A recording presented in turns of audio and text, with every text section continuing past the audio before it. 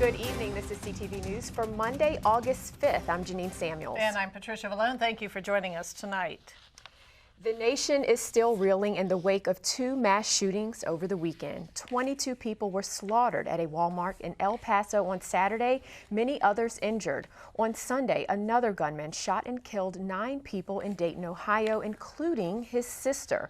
In all, at least 31 people were killed in the incidents. Authorities in the El Paso shooting have found an online anti-immigrant manifesto they believe may have been written by the suspect, who may face hate crime charges.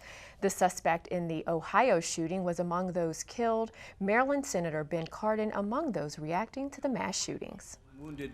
It's absolutely tragic. It's horrible. People shopping at Walmart, slaughtered, children.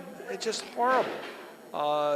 The amount of hate that this person had, we need our leaders to make it clear we will not accept hate in any way. But when you start trying to demonize any group of people, whether it's because of their minority status or because they're migrants or because of their whatever, it leads to people believing they can take things in their own hands, and that has to stop in America.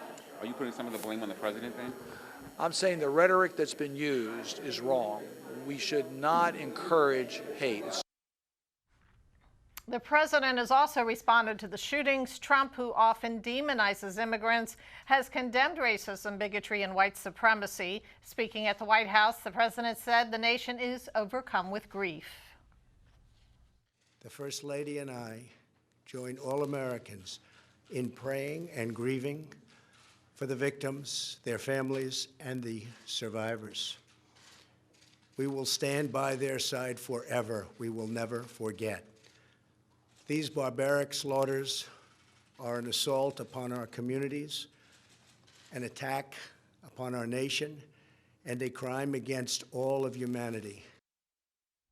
The president has called for stronger background checks for gun sales and suggested pairing it with immigration reform legislation. Meantime, the Washington National Cathedral is speaking out against gun violence. Dean Randy Hollerith says, quote, "The number of shootings in our country is obscene. The fact that we fail to do anything substantive to reduce these kinds of tragic incidents is negligence."